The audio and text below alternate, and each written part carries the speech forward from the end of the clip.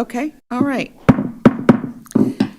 Welcome, everyone. Welcome to the Truckee Meadows Water Authority meeting for Wednesday, February 19th, 2025 at 10 a.m. And we're here in Sparks Council Chambers. Want to welcome everyone. We just finished up our Western Regional Water Commission meeting a few minutes ago. And we're going to start here with our roll call, please, Madam Clerk. Anderson? Here. Here. Bill? Here. Here. Here. All right, thank you so much. And we'll rise for the Pledge of Allegiance. And Kim Rickton, could you lead us, please? Allegiance to the flag of the United States of America and to the republic for which it stands, one nation, under God, indivisible, with liberty and justice for all. Okay. All right, and we will kick off with item 3, public comment. And Madam Clerk, is there any public in the room or on Zoom?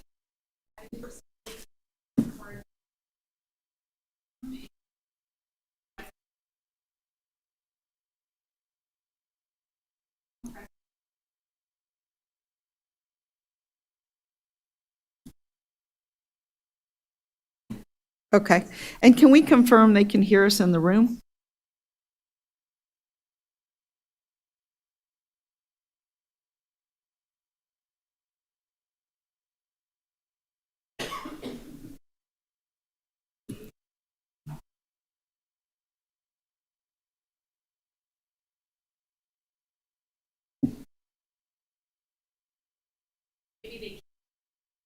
Okay, Miss Atkinson, can you hear us? And if so, can you raise your hand?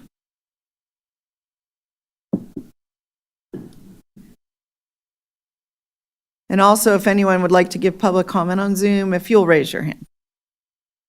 Assuming you can hear us. And if it's not Miss Atkinson, is there another person listening there? Okay. Okay, no problem. All right, moving on to possible board comments and acknowledgements. Mr. Zimmerman, do you have anything for us under this item? I do not, Chair, other than welcoming Council Member Vanderwell to the TMWA board. Appreciate it. That was on my mind as well. And last meeting, I think it was, we welcomed Council Member Martinez and Council Member Taylor joining this board. So anything else anybody would like to acknowledge anyone about, other than our usual wonderful staff who have done a fantastic job year in and year out? All right, well, we'll close out that item and we will look to approval of the agenda. And I'm looking for a motion, please. Madam Chair, Yeah. to approve. All right. Second. All right, I have a motion from Ms. Vanderwell, second from Ms. Taylor. All in favor, please say aye. Aye. Any opposed? All right, motion passes unanimously. And we're moving on to approval of the minutes of January 15th, 2025, of the meeting of the Board of Directors for TMWA. I'm looking for a motion. Move to approve. All right, Mr. Anderson. Second. All right, Ms. Taylor. So we have a motion from Mr. Anderson, second from Ms. Taylor. All in favor, please say aye. Aye. Any opposed? All right, motion passes unanimously. Moving on to item 7, which is a water supply update from Bill Hawk.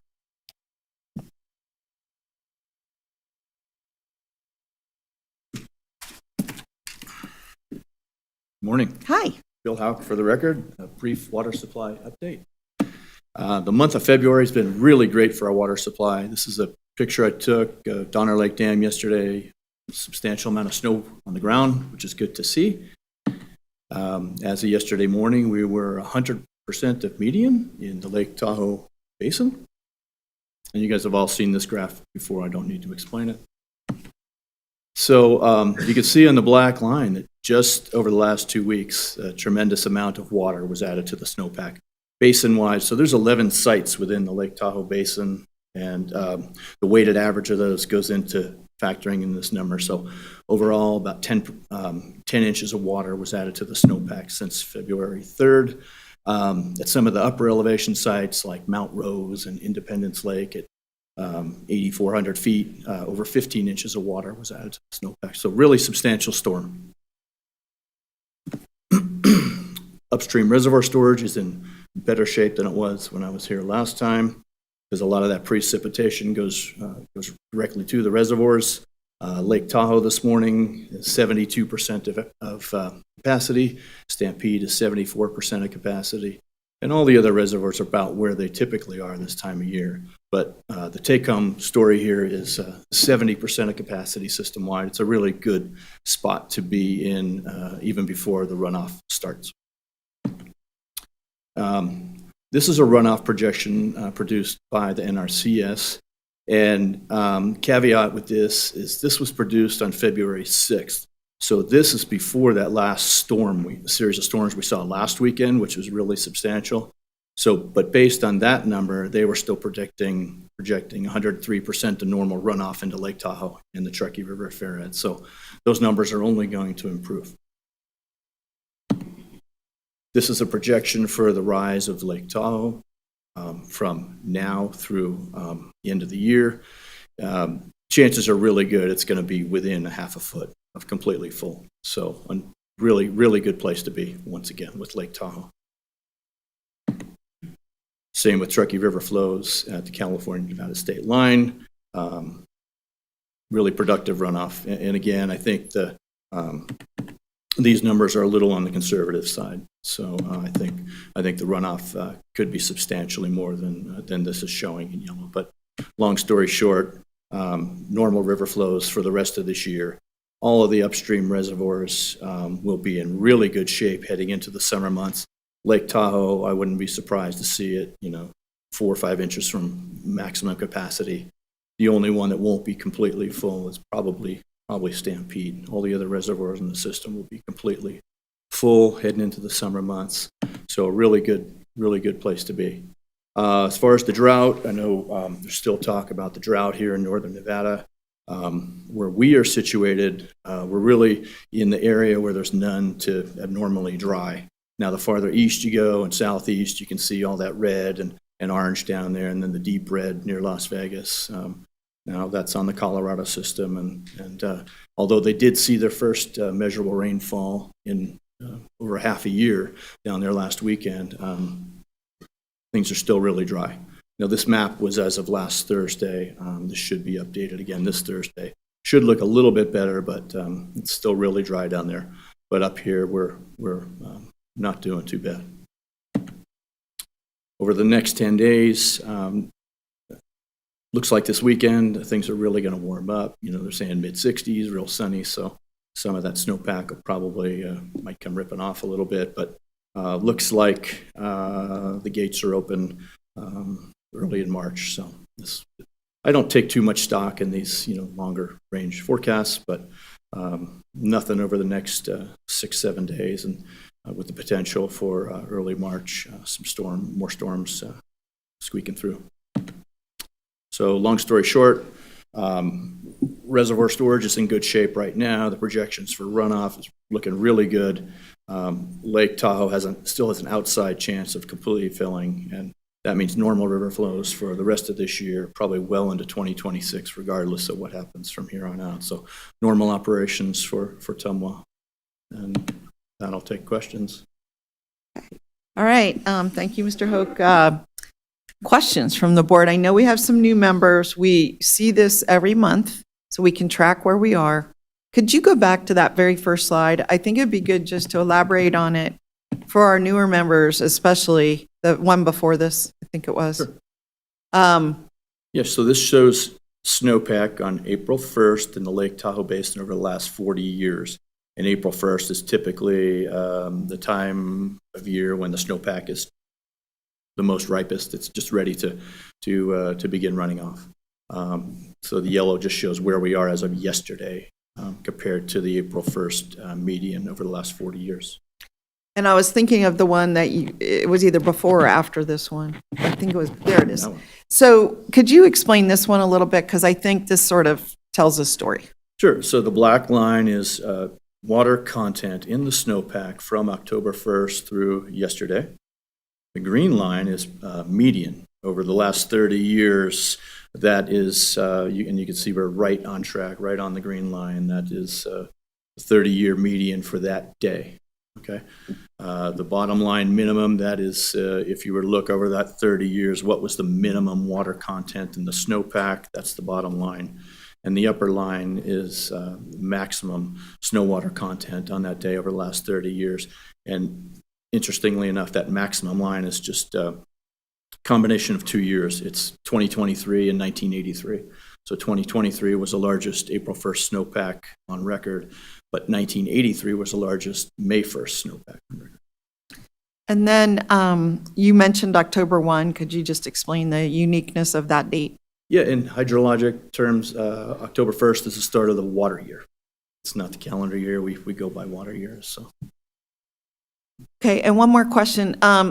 Given the snowpack, are there any correlations between what you're seeing here and when we have flooding? Like, does it, I mean, could it happen in an average year like this under right conditions, or does it have to be a bigger year?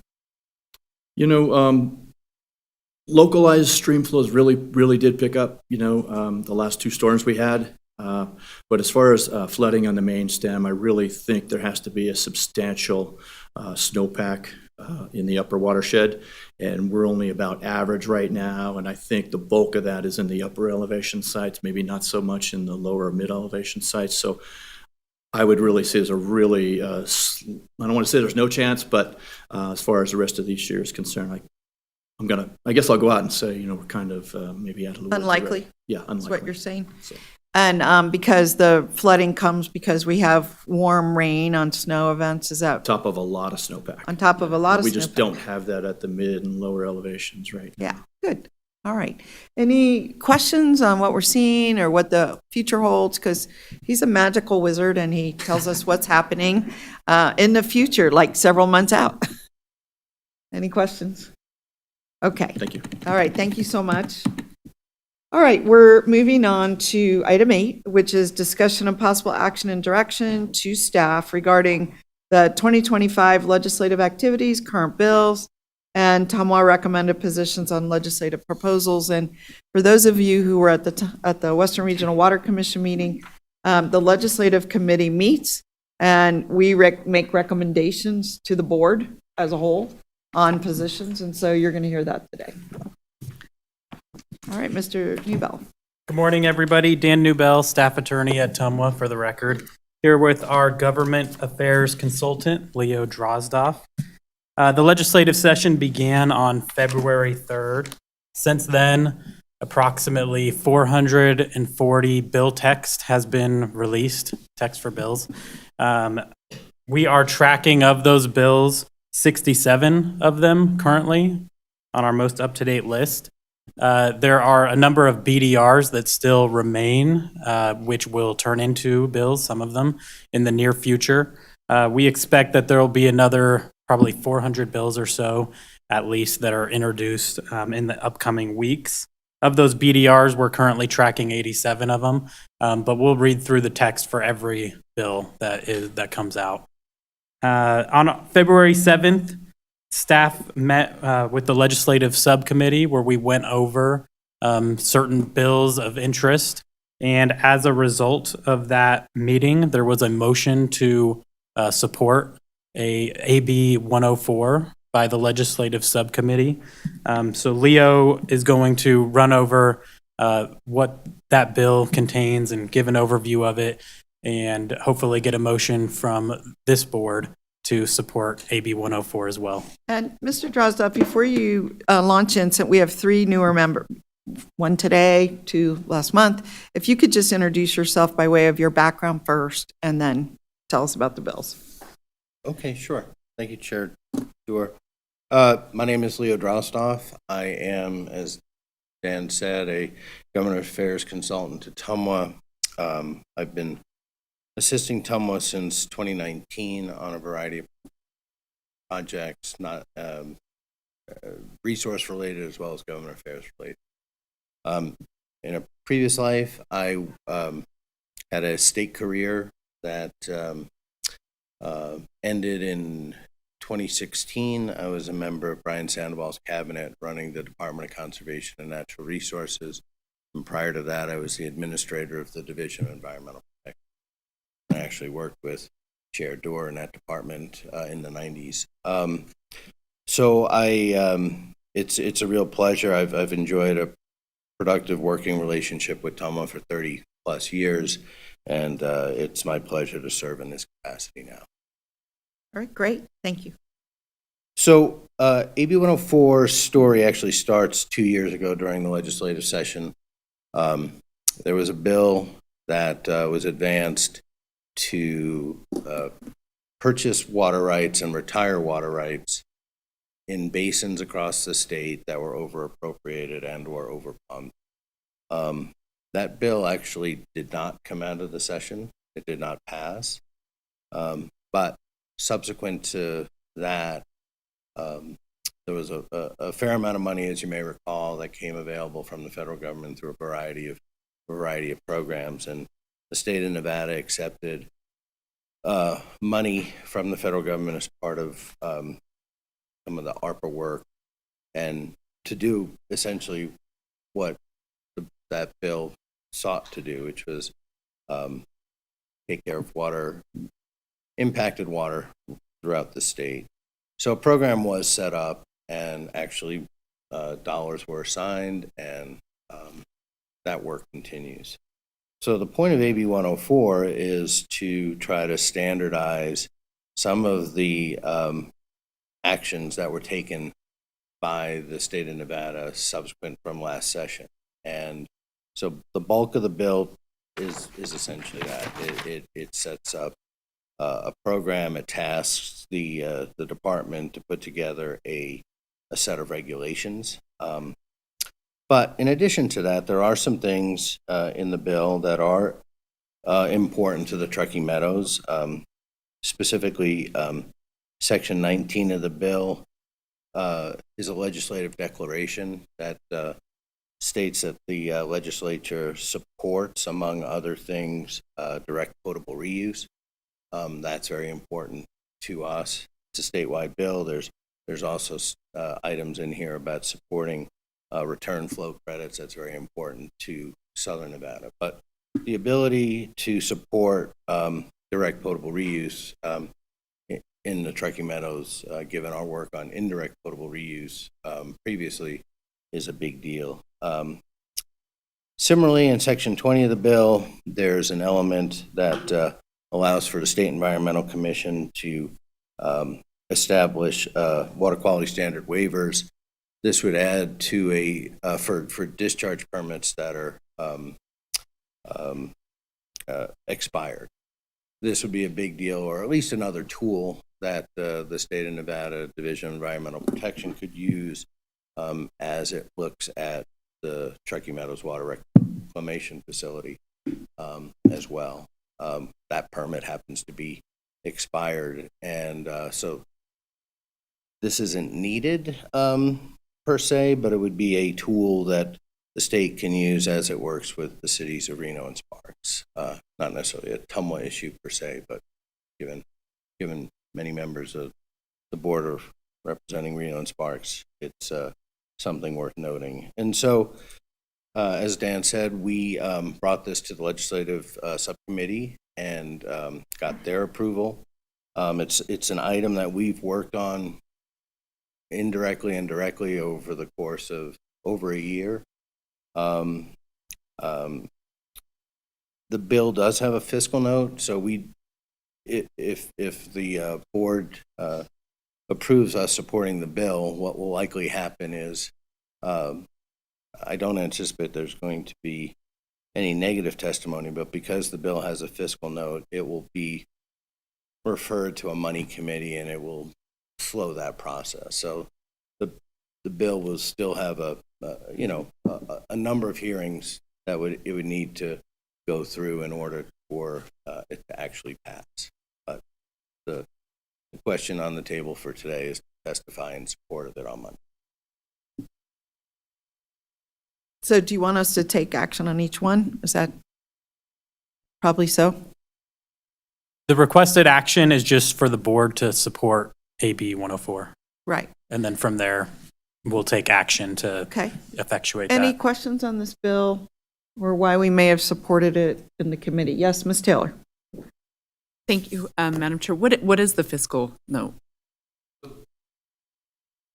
Thank you. For the record, Leo Drostoff. The fiscal note is from the Department of Conservation and Natural Resources, and it is the cost that they estimate to establish those regs, to actually write the regs, draft them, go through the public notice. Would there be a pass-through to TMWA or any of our customers? No. Or other? Okay. No. Thank you. That was my question. Anyone else? Could you just highlight again the key provisions? You know, you mentioned the Well, the water buyback program, you mentioned, could you just say them like all together? Certainly, sure. The Leo Drostoff for the record. So certainly the key provisions and the bulk of the bill is pertains to the purchases of water rights throughout the state of Nevada in basins that are over appropriated. And then, And do you know how many there are roughly? well, there's 256 water basins, and there's probably over 100 that are over appropriated and at least over appropriated. So a significant amount. And then the bill with that overriding intent seeks to standardize or formalize how this would work, how this money would be distributed, and they do that by, again, establishing regulations, forming an advisory board, outlines who the members of that board would be. So, as I said, that's the bulk of the bill. Right. And then you mentioned the indirect and direct reuse. Right. So to the board's chair's question, section 19 of the bill, and if I can read it, it might be It's easier. okay. I mean, just to remind everybody, I mean, TMWA is actively involved in a indirect potable reuse project with the city of Reno. We have a partnership. We've gotten a fair amount of money from the federal government actually for that. And, you know, but we're having to store the water underground in a reservoir essentially for up to 5 years.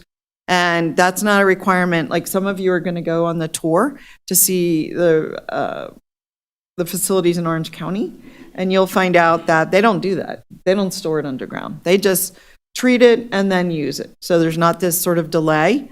And, you know, this could be very helpful in terms of designing these systems going forward in Nevada. It could be useful in reducing the cost of these systems in Nevada. So, you know, I think we're interested in that part of the bill as well, you know, just bringing it home right to this board. So, okay. Yeah, I really don't have much to add. I mean, direct No. potable reuse is the obvious next advance in all the work that we've done from the indirect potable reuse side.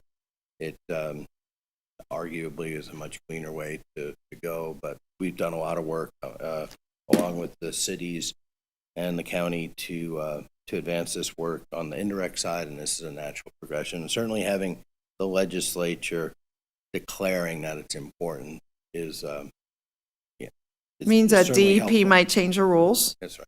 right, Yep. to facilitate. So, any other comments or questions on the bill? All right, seeing none, could I get a motion to, Madam Chair, if I related to this? may make a motion for it, Sure. please? Move to support the TMWA position shown on the bill list and specifically to support AB 104.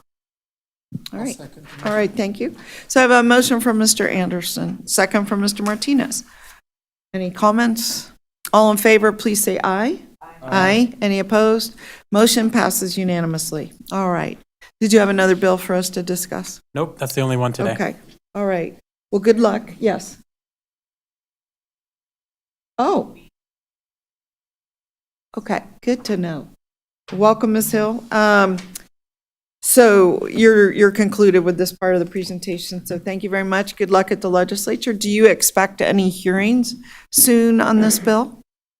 Yes, Leo Drostoff for the record, we will be testifying Monday afternoon. Monday? Yep. Okay. Monday it is. All right, and that will be in front of which committee? Assembly Natural Resources. Assembly Natural Resources. Okay. All right, very good. Thank you so much. Okay. All right, we are going to turn to item 9, which is discussion and action on selection of Eide Bailey as TMWA's external auditor for fiscal years 2025, 2026, and 2027. And we have Sophie Cardinal. Welcome. Thank you. Good morning. Yes, for the record, I'm Sophie Cardinal, TMWA's financial controller. This item is for the discussion and action on the selection of Eide Bailey as TMWA's external auditor for fiscal years 2025 through 2027. Eide Bailey, which was formerly Kafori Armstrong and Company, has performed our external audit since TMWA's inception. We have developed a good working relationship with Eide Bailey over the years, and we continue to be pleased with their services.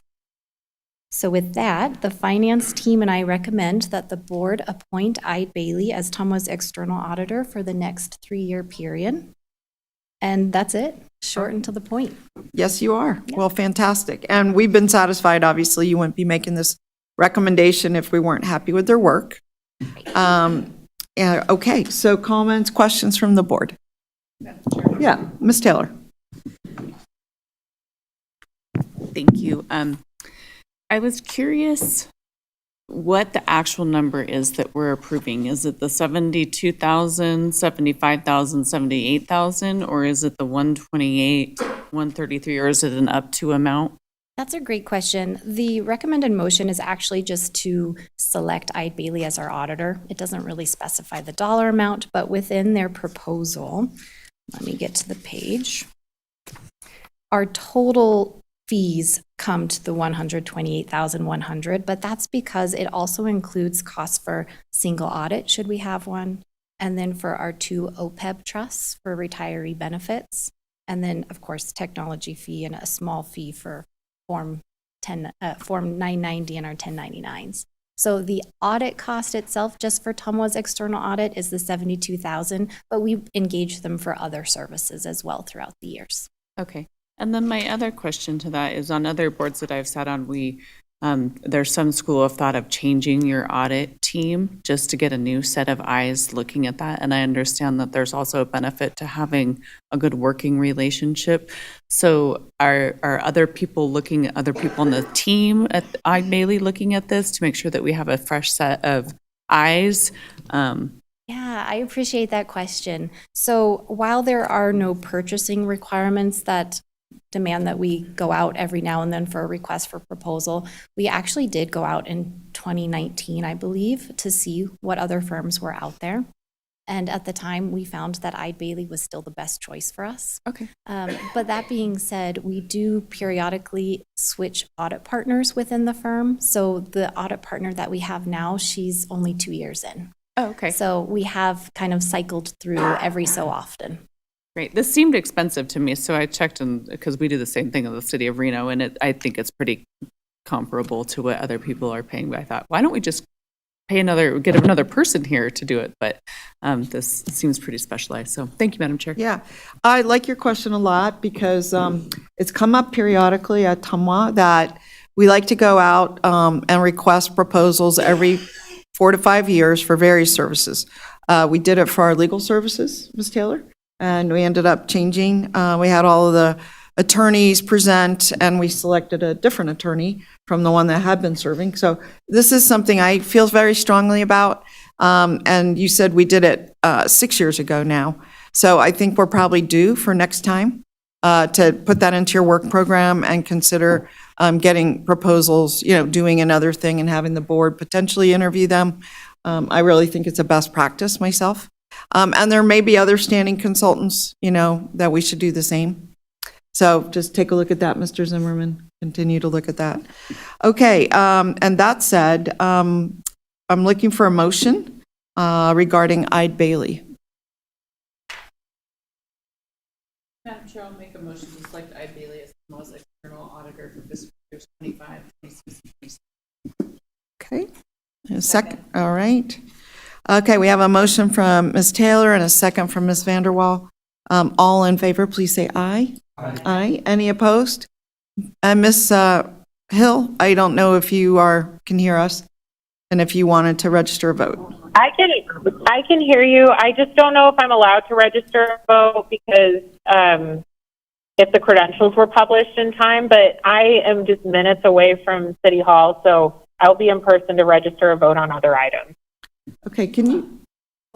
Yeah, you're allowed to vote, absolutely. We just got a opinion from our attorney. Okay, Okay? great. Then yes, All right. my vote is yes. All right, thank you. And so it's unanimous to hire Ide Bailey. So thank you so much, Ms. Cardinal, for being here today. Thank you All very right. much. Okay, and then we're going to turn over to item 10, which is presentation of our fiscal year 2025 quarter two year-to-date financial results. Mr. Bowman. All right.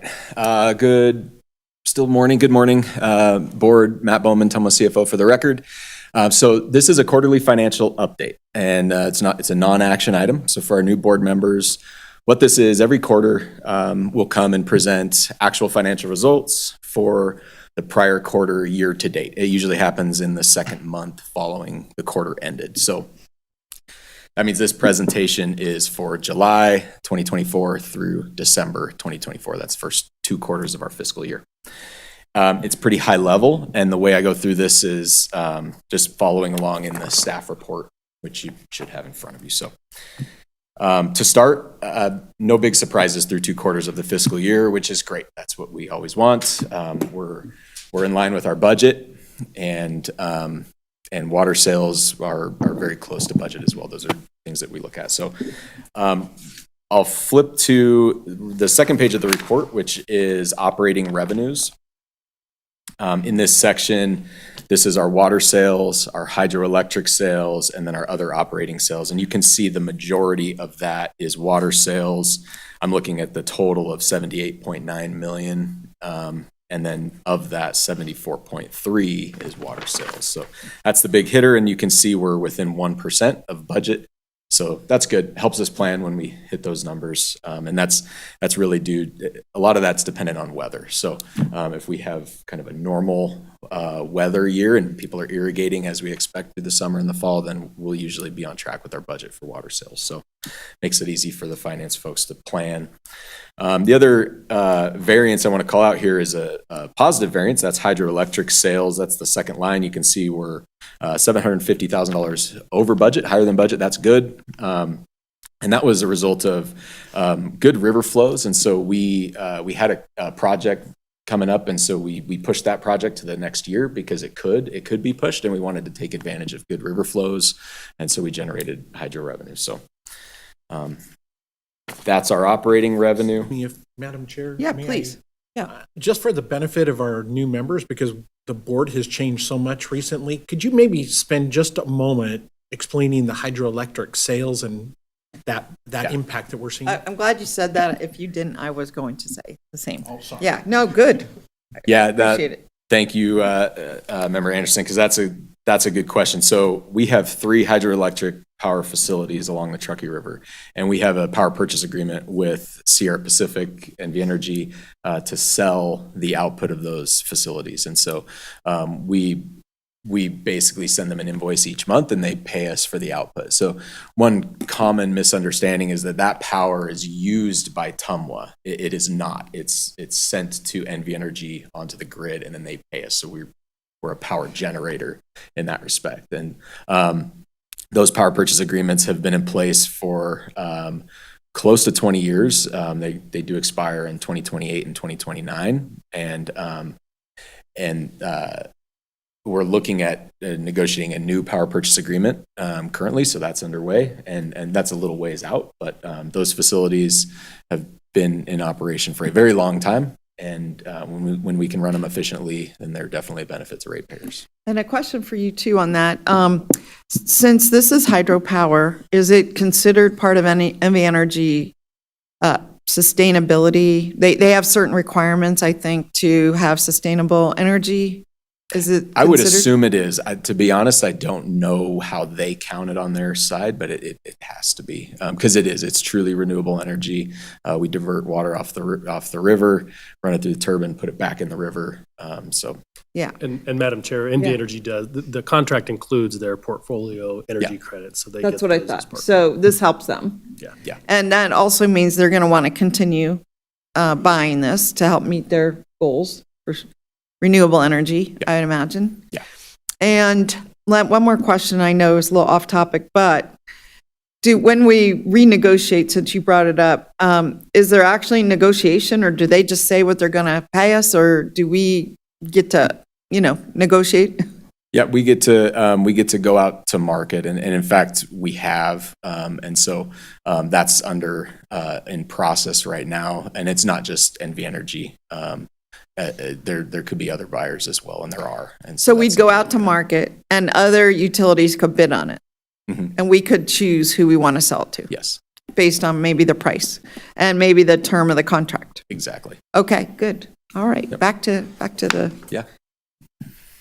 Okay, thank you. I'm going to go to the next page, which is operating expenses. And so this is page 3. This is the portion of our budget where we need to make sure we're not going to overspend. And so if we ever get through 2 quarters of the year and see that we have a problem, I'd be coming to you now with a budget augmentation. Luckily, that's not occurring, and it happens rarely, I would say. We did have one a couple years ago. In the midst of some of that inflation that we all experienced specific to electric power costs for TMWA and water treatment chemicals. So the good news is we're right in line with where I would expect to be compared to budget. You can see the bottom line of that upper section there is 6% lower than budget, which is right really where we want to be. I'm going to go to the next page. This is non-operating revenues and expenses. What's in this section is investment income and interest expense. Those are the 2 main drivers here. So investment income is what we're earning on the cash that we have in the bank. And then interest expense is what we're paying on the debt that we have outstanding.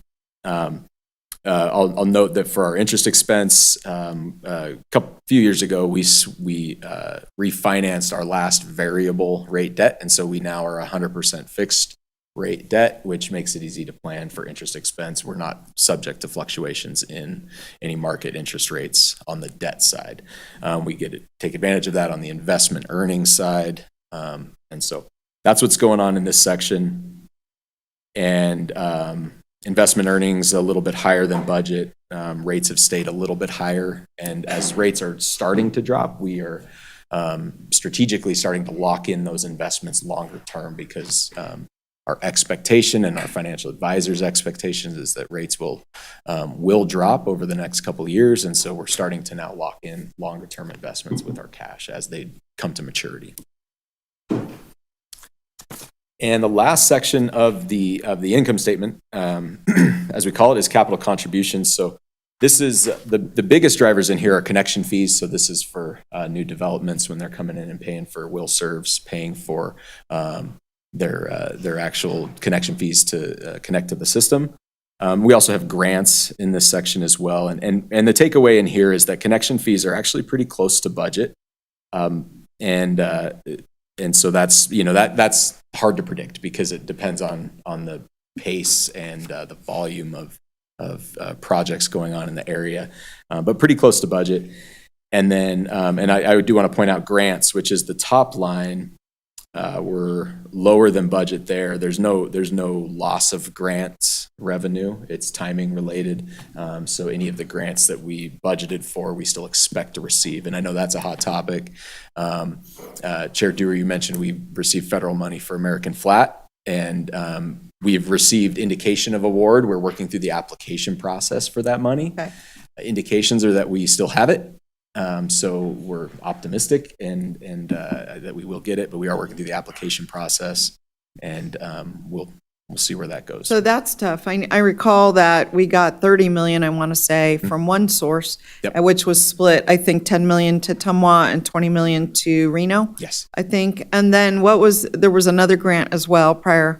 Yeah, there's a couple more. Yeah. So there was a $3 million grant as well, and community grant as part of the 2022 federal omnibus. And so that's still expected to be received. No Okay. cash has been received yet. Oh.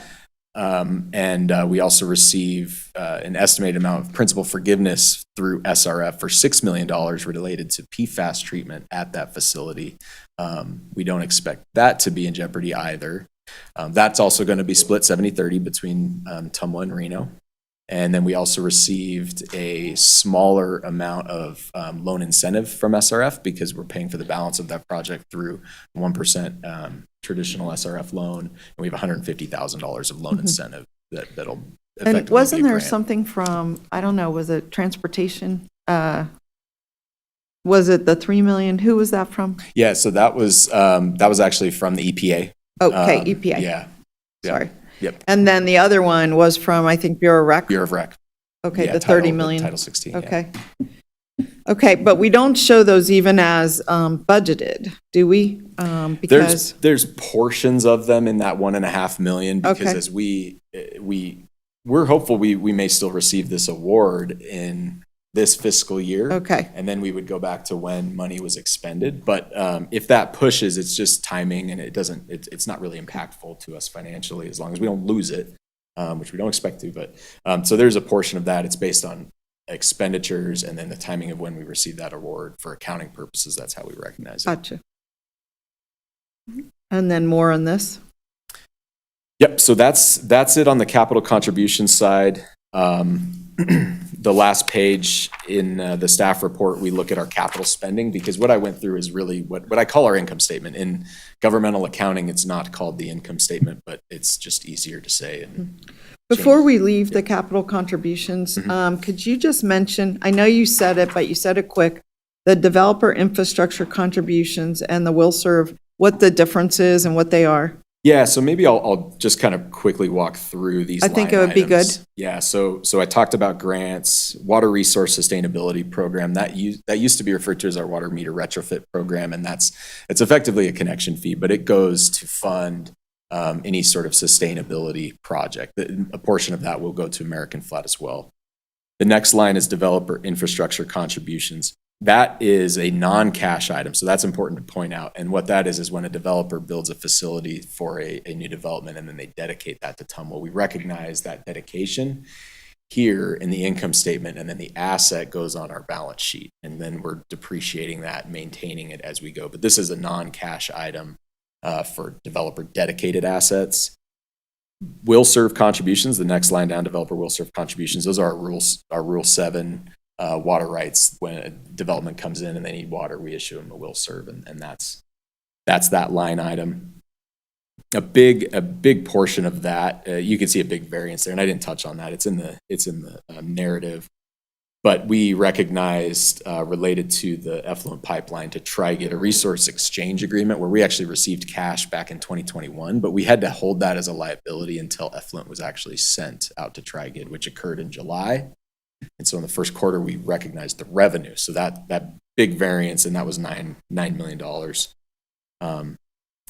That's what that big variance there. Developer capital contributions, those are direct reimbursements from developers. So we don't budget for those.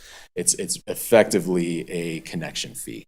So the accounting for those and the budget is included in the line below. So that's a little confusing, but if you total those two together, we're $3 million or so above budget on our overall connection fees. And those are our water service facility fees.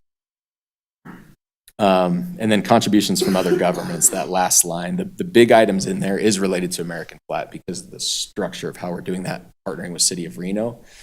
They're reimbursing TMWA for 70% of those costs incurred. And so what we're incurring our design costs right now, Reno's reimbursing TMWA 70% of that, and that's where that recognition happens. So,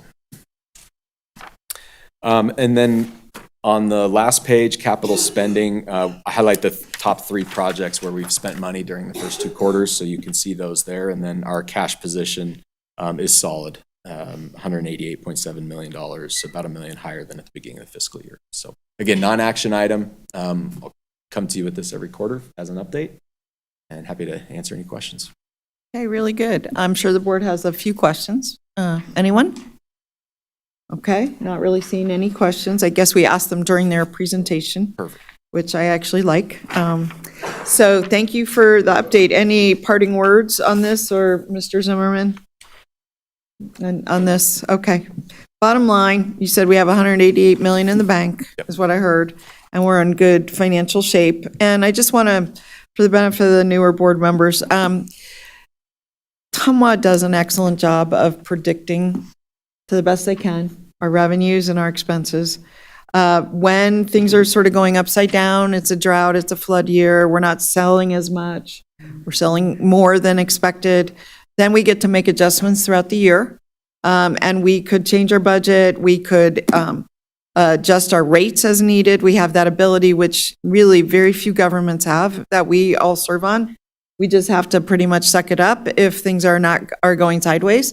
But at this board, we're actually able, over time and in a measured way, adjust our rates based on the expenses we're incurring, so that we're paying our bills. Yep. And people continue to get water, and there's no interruptions. So it's a really different experience than, what we experience back at our home jurisdictions, or even on, let's say, RTC or some of the other boards that deal with large numbers. They don't charge rates. It's all developer-driven, impact fees, and so on. So, but they pay as they go too. So, but we are in probably the best position, I would say, of any agency to sort of keep spending revenues and spending matched up. So, Yep. Thank you, Mr. Bowman. Thank you. Okay, thanks.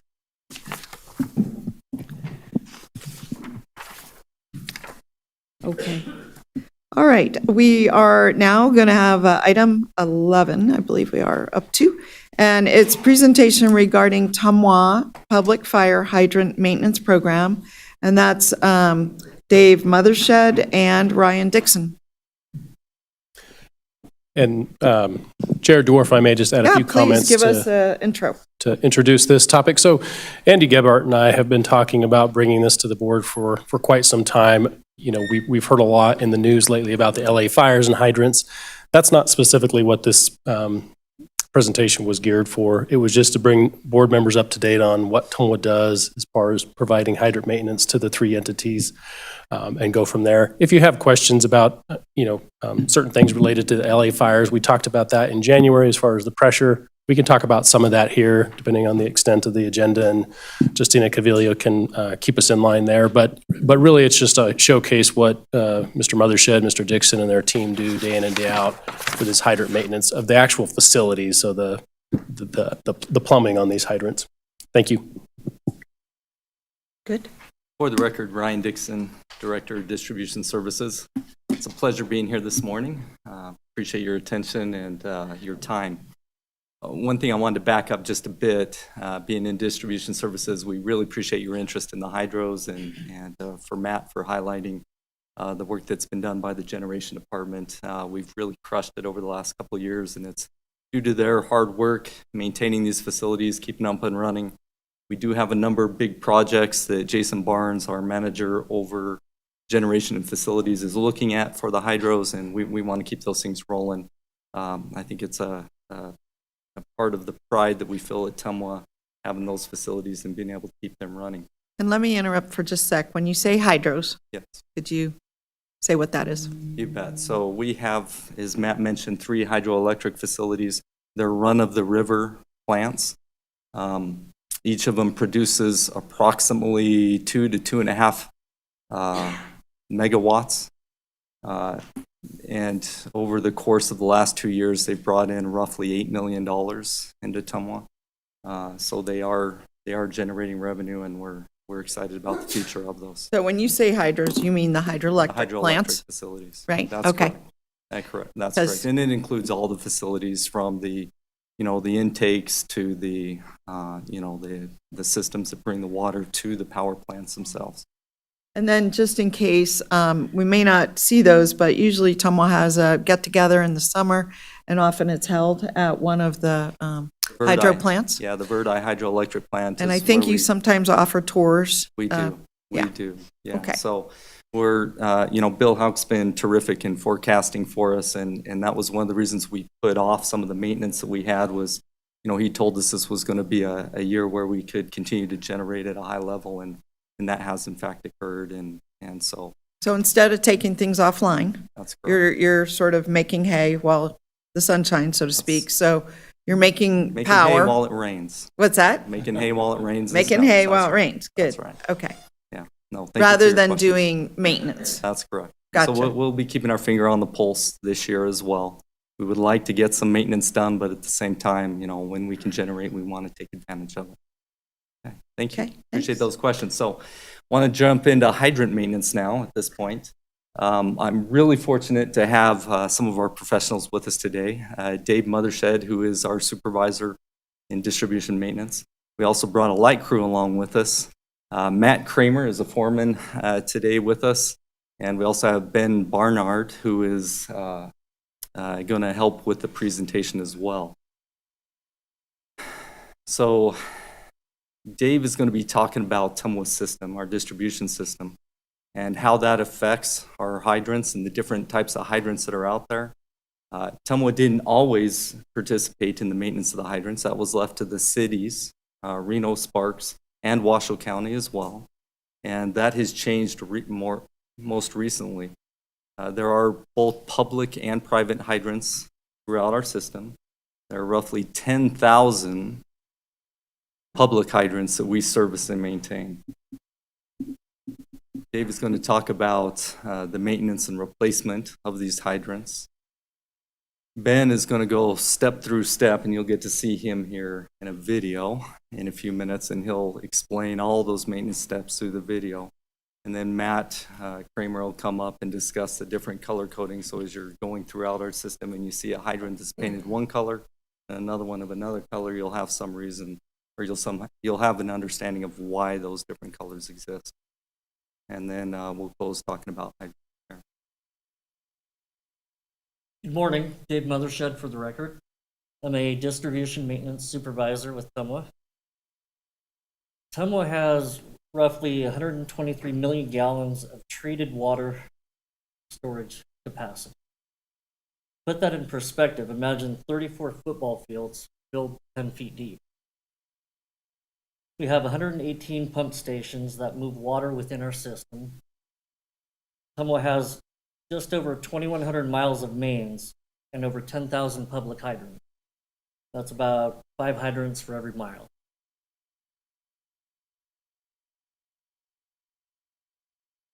A little bit about our history. TMWA started the hydrant maintenance program with the city of Sparks back in 2007 with a single 2-person crew. In 2016, we went into maintenance with Reno, adding 3 more 2-person crews. Then more recently, in 2023, TMWA added Washoe County with an addition of 2 more crews.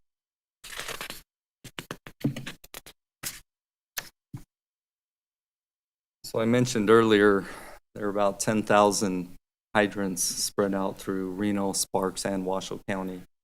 There are also approximately 8,000 private hydrants that are associated with industrial, commercial, and other properties, including HOAs, the airport authority, that also require maintenance. Those private hydrants require maintenance at least once every 5 years, according to the National Fire Protection Association. TMWA gets to every hydrant about every 2 years, and that's per the contract with each of the entities. In the last 10 years, TMWA has replaced just over 100 hydrants and have repaired over 500 hydrants. TMWA's ratepayers invest a little over $2 million a year to ensure first responders have working hydrants.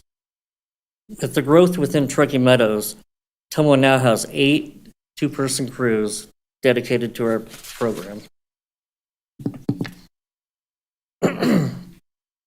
Next, we will go into the maintenance on the hydrant. We record any landscaping, structure, or fences that obstruct the use of the hydrant. The fire department will enforce those violations. We inspect the hydrant for any damage. We remove the caps, clean and inspect the gaskets for damage and replace as needed. We check the oil and fill as needed. As we open the hydrant, we flush the drain outlets and then pressure test the hydrant. Next, we flow the hydrant to ensure there is no blockage or broken valves. This also helps to maintain water quality for the flushing. We exercise the valve to verify it's operational and open. We check that the hydrant drains to prevent damage to the hydrant during freezing conditions. We clean and paint the hydrant. Then we will hang an out-of-service ring if they're inoperable. And as of this morning, we only have 2 hydrants out of service right now, one in Reno and one in Washoe County, which will be repaired by the end of next week.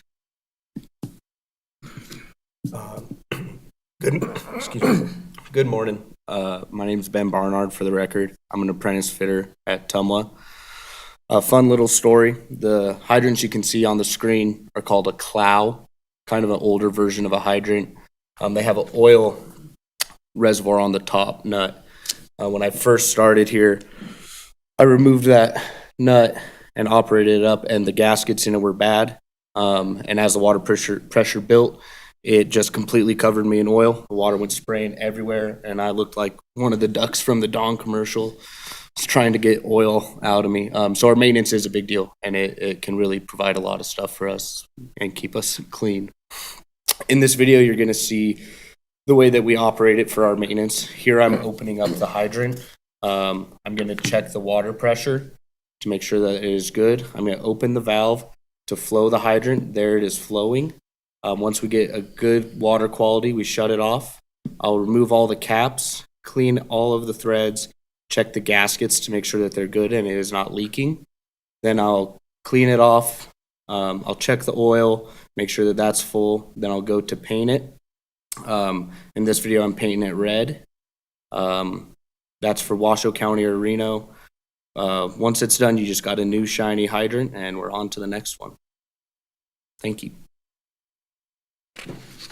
Quick question there. I noticed you had a yellow hydrant. Is that Sparks or something else? Yeah, yes, yellow is for Sparks. And then it's not very bright yellow. It depends on, it depends how If it's freshly old or it's new? painted. Yeah.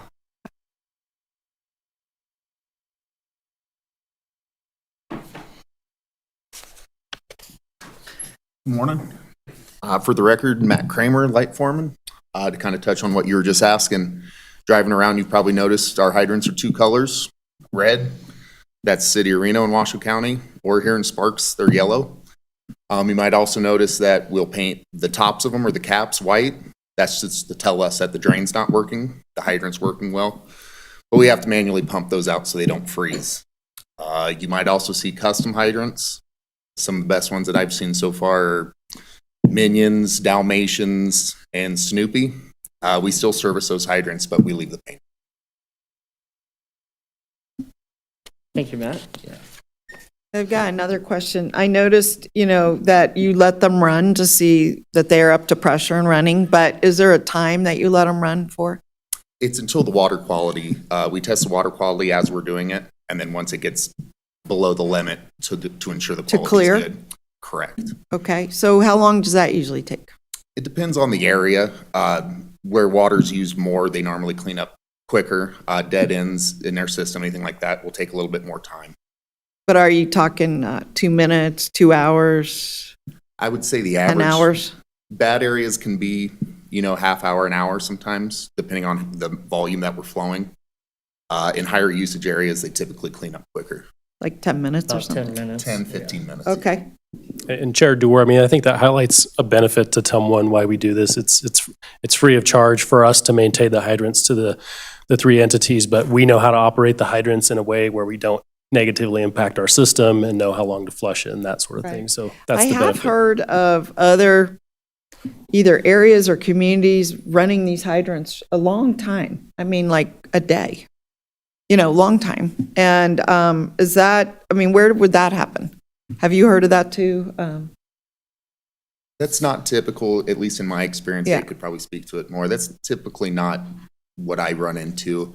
I would imagine a situation like that is somewhere along dead end, which I know our design standards, we try to stay away from that as much as we can. Right. I think the most that I've been part of is probably a couple hour flush, and that was, that's out of the ordinary, I definitely. think it came up at City of Reno for some reason that we had a code enforcement report of just water running, and it seemed to be associated with a hydrant, as I recall. But Usually the pipe material will kind of dictate how long the flushing will take. The older cast iron will, if it's really built up in there, it can take hours. Okay, great. Anything else for us on this? Hydrant repairs. The fire department will either hire a contractor or have TMWA repair or replace the hydrants. And in 2025, it's been very busy so far. We've replaced or repaired 18 hydrants in the last month and a half. And most of those were due to vehicle collisions. Really? So. And with that, if you have any questions. Well, thank I you do for have your a time. question. I was wondering, so what tends to break on these? You're saying these, a batch were due to collisions? But is there, other than collisions, is there something that tends to break or wear out or? Yeah, we have a lot. I mean, a lot of the hydrants are 1950s and up, and some of them are just have done their time. Okay, just old. Yeah, yep. Is the biggest deal. Yeah, the age of them. Okay.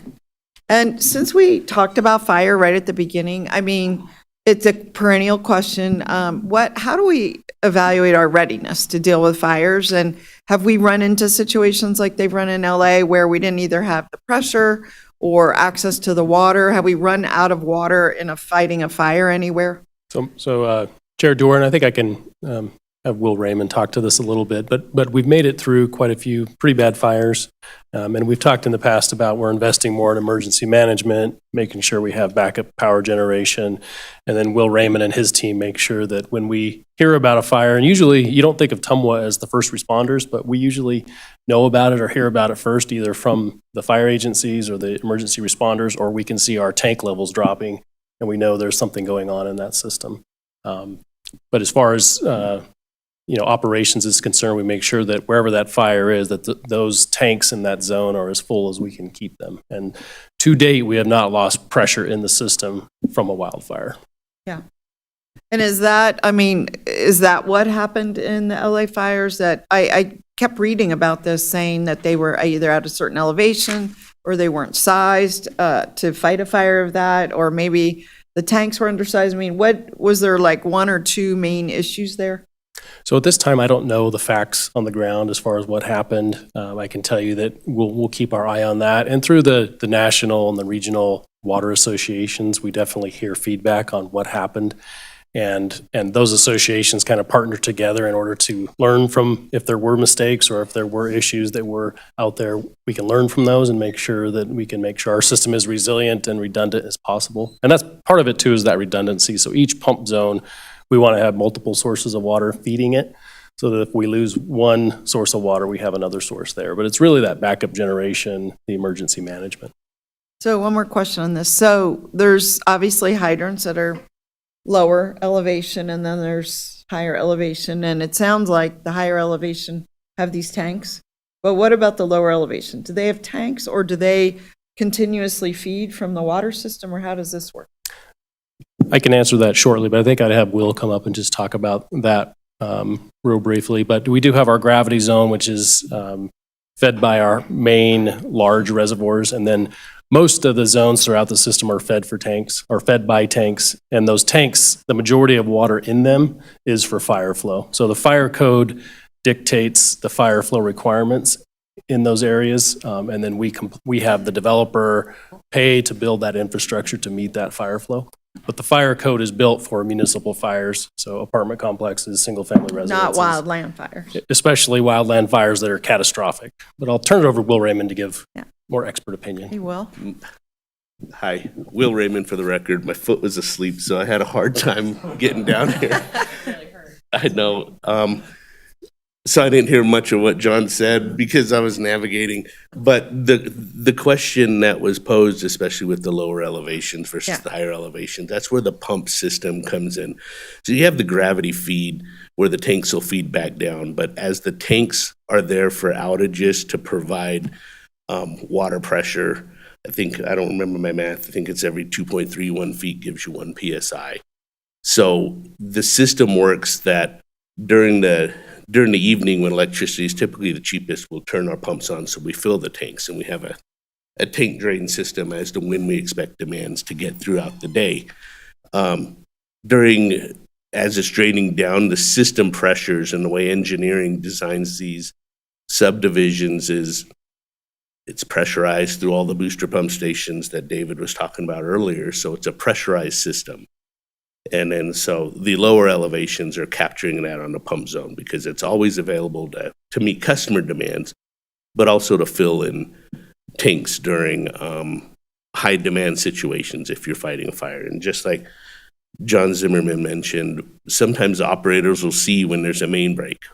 And we have these close working relationship with Reno Fire Department, Sparks Fire, and Truckee Meadows Fire Protection Districts. Well, they'll have our control room phone number to give us a call because we don't want to be behind the curve.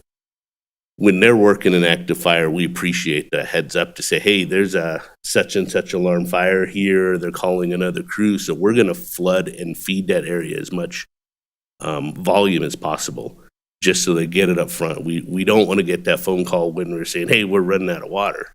It's all based on, like you mentioned, demand. And fighting a structure fire is way different than fighting a wildfire. Other questions from the board on this very important topic? May I? Yeah, of course, Mr. Thank you, Anderson. Madam Chair.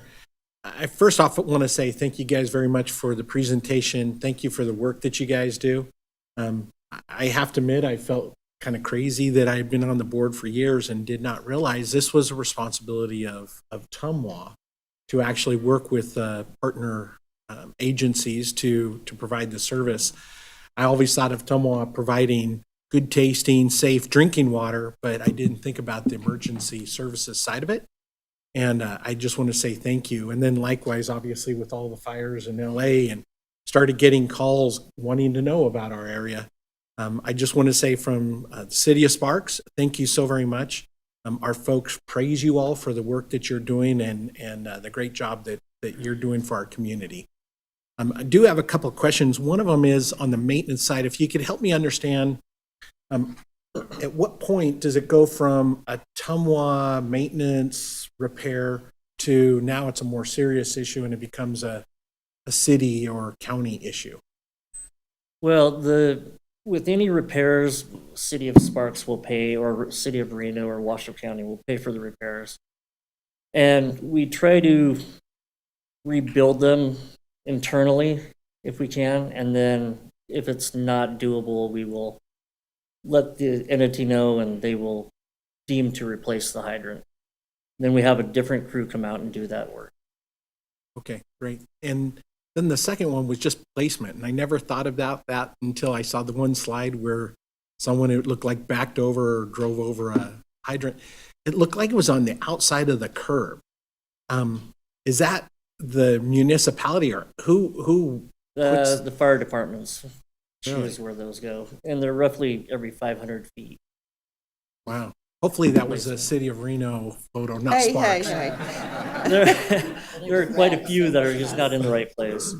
Yeah. All right. Thank you guys very much. Appreciate it. Thank you. Okay, out of order, Mr. Anderson. Sorry.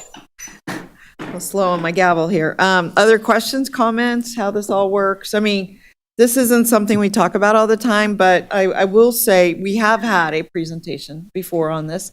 I was pretty familiar with the fact that in 2016, we transitioned the maintenance over to TMWA, which was very good and very appreciated. So the fires, of course, not just the LA, but the Davis Creek and so on, put a real spotlight on this issue of making sure we have water to fight fires.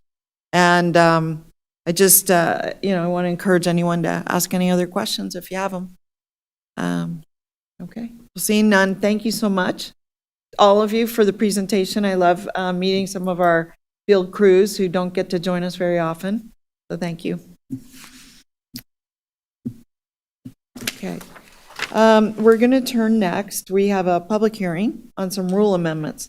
And I'll say for our newer members, these get pretty technical, but I'm going to ask the staff to go a little bit slow and explain what these various rules are. We don't see them very often. We've had amendments, for example, to something called Rule 7, which is an important one to know, which is how much water developers have to donate when they want to do their developments, right? And it's a thorough calculation. somewhat controversial at times. But who is going to help us with this? And I do want to open the public hearing, and I want to call on public comment. Is there any public comment, Madam Clerk? And on Zoom?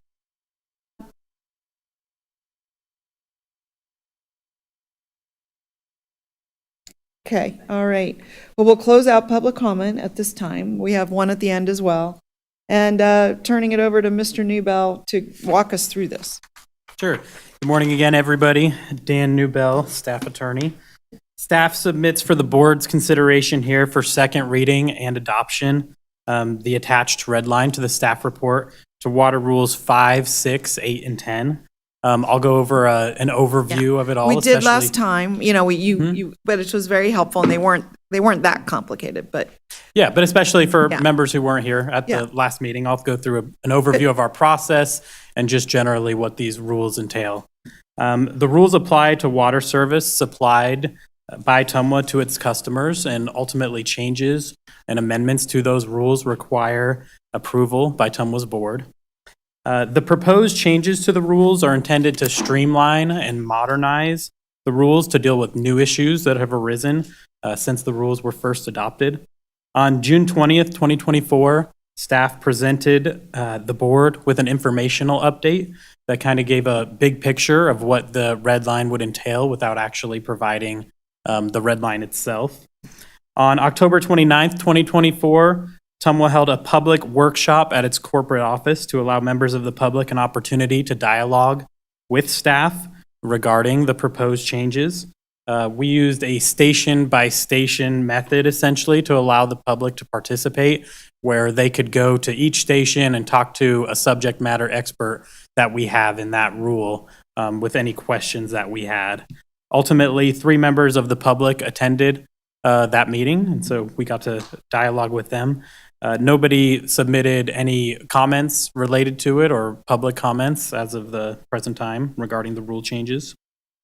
We brought the actual red lines to the January 15th, 2025 meeting of this board, where the board held a first reading of the proposed changes and ultimately sent it over for a second reading at this board meeting.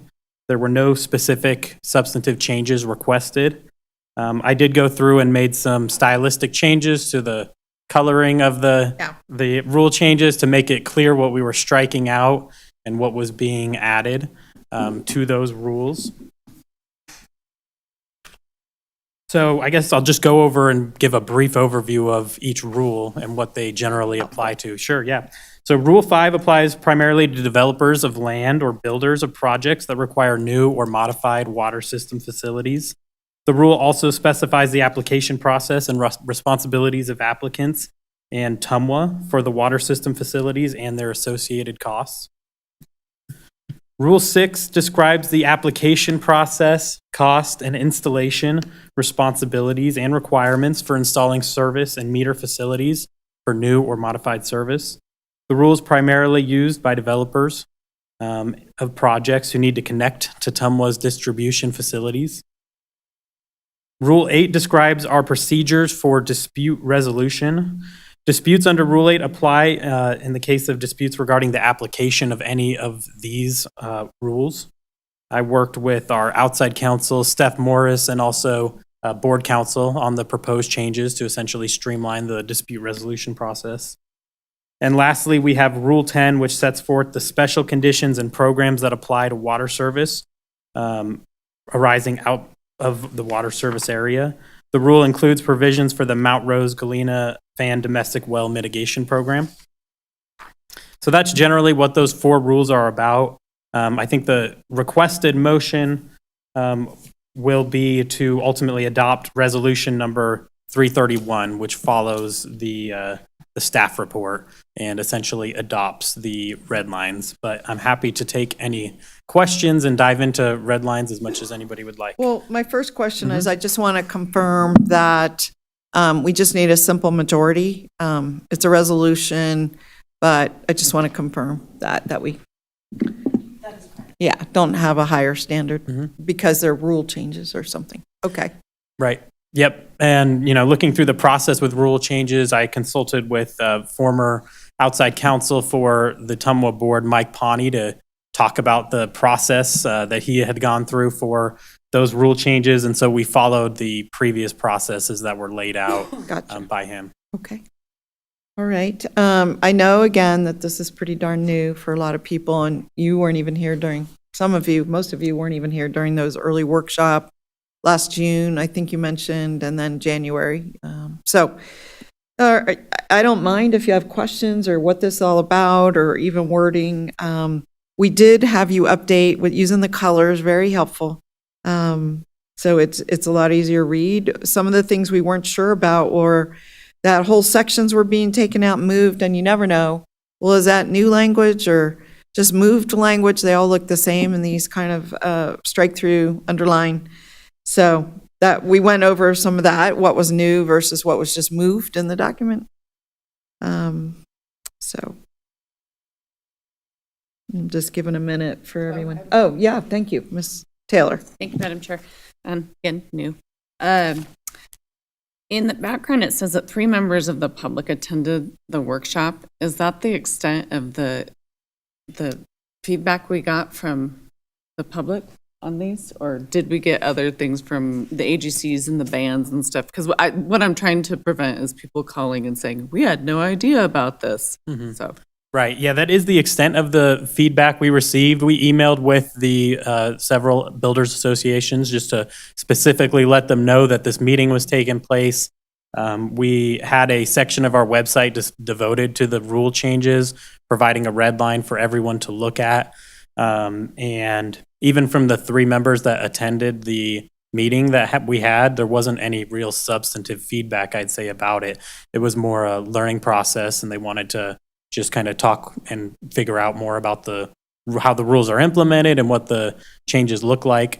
But we didn't receive any additional feedback despite, emailing with several of those organizations. So it sounds like TMWA did do our due diligence and trying to reach out and get input. So thank you. Right. And also we included the publication and whatnot in the appropriate forums for for the public workshop that would take place, and then also the 2 hearings that we have with the board, where members of the public can attend and provide feedback. Thank you. Thank you. Anyone else? Ms. Hill. Thank you, Madam Chair. I want to give staff kudos because some of these things are things that we have been talking to developers about in the community, and I feel like this was very responsive to get this so quickly in 2025. So I appreciate it, and thank you, Mr. Zimmerman, for moving on this. I appreciate it. Okay, anyone else? Yes? No? Anyone? No?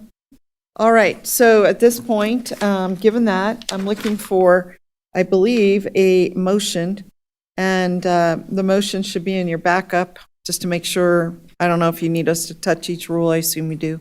I would say that the motion should just be specifically to adopt resolution number 331. Okay. And that covers each of the rule changes. All right. So I'm looking for a motion. Move to adopt. Okay. 331. 331. Okay. All right, so we have a motion from Ms. Hill, second from Mr. Anderson. Any final comments on that? Seeing none, all in favor, please say aye. Aye. Aye. Any opposed? All right, motion passes unanimously. Good work. This is like a year in the making, at least, I think. So another red letter day for TMWA. Okay. Thank you. Let me call for any final public comment on our recent action. And Madam Clerk, if there's any online comment or in the room.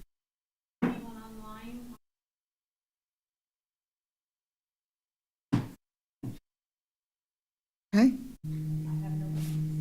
All right, seeing none, we'll close out public comment and close the public hearing. And then we'll move on to item 13. And this is a little bit challenging sometimes. What we're actually doing is we are appointing members of the Western Regional Water Commission from the TMWA Board of Directors, but the last one, D, is not from the Board of Directors. It can be any number of people. So if you'll lead us through this, Ms. Sonia, thank you. Good morning, Chair, members of the board. Sonia Folsom for the record. Every 2 years, we appoint members of the board to the Western Regional Water Commission, representing the 3 different agencies, Reno City Council, Sparks City Council, Washoe County Board of Commissioners, as well as the successor to STIMGID, which was the South Truckee Meadows General Improvement District. On the second page of the staff report, you'll see the current members that are appointed to the Western Regional Water Commission, and I'm asking that the board approve the appointments of member Kathleen Taylor to represent Reno, and Paul Anderson to represent City of Sparks, and Alexis Hill to represent Washoe County, as well as appoint a member of the numerous available elected officials to represent STIMGID. Currently, it is Commissioner Mary Luz Garcia. And with that, I'll answer any questions. Well, just to clarify, so the reason you only have one person listed, for example, in A for Reno, is that I've already been appointed, I believe, by the City of Reno. Correct. On the second page of the staff report, you will see the current appointments. And City of Reno appointed you, Chair Dewar. City of Sparks appointed Member Vanderwell. And Washoe County appointed Vice Chair Andriola. Right, and then for Mr. Martinez, I believe it was the Tom Wharf. Yeah, Tom Wharf. That's what I wanted to say. Yeah. Yeah. And so his term will end next year, and then that alternates between Reno and Sparks. Okay, good.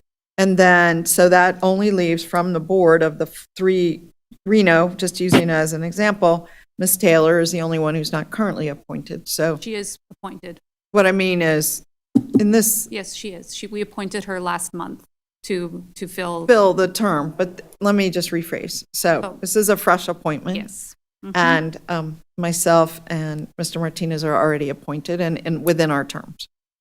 By your respective agencies, correct? Right. So we're not eligible in this No, case. you're I'm not. just explaining Which why is why only there's one only, name. yeah, there's only one name for each representative from the TMWA board, because the other members have been appointed by the respective agencies. And then on item D, which is an appointment, it could be anybody who's not serving, right? Any elected official who's not serving, to represent STIMGID, South Truckee Meadows GID, which was merged with TMWA. And I'm going to say 5 years ago, I'm losing track. 10, oh my goodness. So 10 years ago. And so there we are. So all that said, were you leaning in to speak, Mr. Zimmerman? No. And so does anybody have questions about this process or how? It's a little unusual, but here we are. And we spoke with Commissioner Garcia before this meeting, and She was willing to continue serving if we're willing to reappoint her. So I am at this time looking for a motion. Do you want us to take it one by one, or how would you? We can take it one by one, or we can do it jointly. It's up to whoever wants to make the motion. Okay. All right. Would anybody like to venture a motion? Happy to make. Okay, thank you. I would like to, do I need to list out each one? Yeah. Yes. Yes, okay. So I will appoint Ms. Kathleen Taylor, Mr. Paul Anderson, Ms. Alexis Hill, and Ms. Mariluz Garcia to WRWC. Okay, and is there a second from Mr. Martinez? Okay, so we have a motion from Ms. Hill, second from Mr. Martinez. Any comments on that? Any discussion? All right, seeing none, all in favor, please say aye. Aye. Aye. Any opposed? Motion passes unanimously. Thank you. All right, very good. We are rocking and rolling. Ms. Folsom, thank you. All right, and now we're coming to our conclusion. We'll turn to the general manager's report. Thank you, Chair Dewar. So I just wanted to recognize John Enlow. So he is a recipient of the 2025 Water Reuse President's Award. Because of his years of service to the Water Reuse Association and his tireless efforts to advocate for water reuse.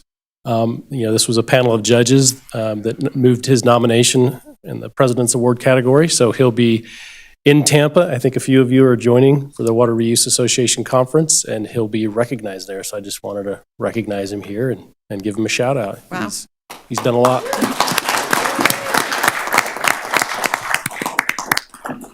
And then, speaking of fire protection and emergency management, we are helping to sponsor UNR's Fire Preparedness Summit in March, and both Cara Steeland, our watershed protection coordinator, Ian Dasman, Aaron Reyes, who are in emergency management, will also be participating in that summit. And then lastly, I just want to thank staff again for all the hard work year over year. As the board can see from the staff reports, and it's great having some of our crew here to talk through what they do day in and day out, because you truly have an exceptional staff of committed water utility employees. So thank you. Yes, I can second that. You truly have. I've seen them in action for over a decade. You truly have an exceptional staff here. There's no question. Very devoted, very experienced, bringing that knowledge every day, rolling up their sleeves. Mr. Zimmerman has shared with me when we've had, for example, water breaks or challenges in the middle of the night on freezing cold days. You're out there. And it could be in the middle of summer on very hot days, and you're out there. It could be in the office dealing with customer questions or complaints. Sometimes not easy to hear. You're out there. So, all the parts of the organization seem to work extremely well together. And I have been, incredibly impressed over the many years to see TMWA in action. And also, this is not to say never get a complaint, but those are usually dealt with very quickly and efficiently, which I really appreciate, because all of us elected officials here, that's why we're here, is to hear what our residents are thinking about, and so they don't hesitate to call. I would say all of us get a call almost every single day from some resident or another. And since I've been chair, I've been surprised that there've been a few calls from TMWA customers seeking help, and you've been very good at delivering that help. So thank you, Mr. Zimmerman. Anything else for your report? Nothing. No? Okay. All right. Well, again, we're drawing to a close. I do want to ask, I'm going to skip this, go to item 16, board comments and requests for future agenda items. Is there anything you want to talk about? Mr. Anderson. Actually, just want to, two things, give a shout out to all of you that are behind the scenes making it happen every day. I appreciate the work you're doing. And then secondly, want to say thanks to Robert, John Enlow, and Dr. Teal. The book that you gave us prompted a list of questions that I came and... Here's the book, Purified. So I made this big, long list, and they were kind enough to indulge me in a conversation and a response to those. And I just want to say thank you for helping me have a better understanding of the water reuse program and what we're doing currently and what we hope to do in the future. And I appreciate the time and energy that y'all put into that. So thank you very much.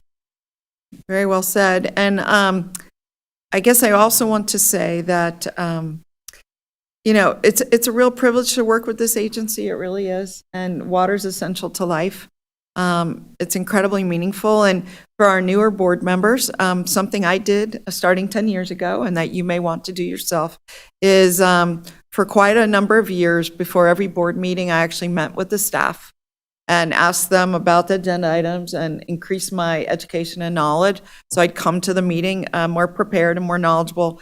And some of the topics are pretty dense, kind of complicated. And that's from a person that I have a pretty big water background, but that does not necessarily prepare you for the arcane inner workings of an agency like TMWA and what their process is year in and year out. So I just wanted to extend the offer. I'm sure you would support that, Mr. Zimmerman, that, if you want a little extra education, and I did it for years. I mean, almost every meeting, before every meeting, I got educated. So, you can do it. You don't have to do it. You can self-educate. You can make a phone call. I actually came here and, had a nice working session for a good hour and got to know the staff a little bit. And so, that is not out of the question. In fact, I think it's encouraged, especially in the beginning, learning about this agency. So with that, that was my board comment. And are there any other requests or board comments or any items under that list? No? All right. Well, with that, we'll turn to our final public comment. And do we have any, Madam Clerk? Okay, or online either. If anyone needs to raise their hand online, please do so. No? Okay. Well, with that, at about 11:30, I'll declare us adjourned.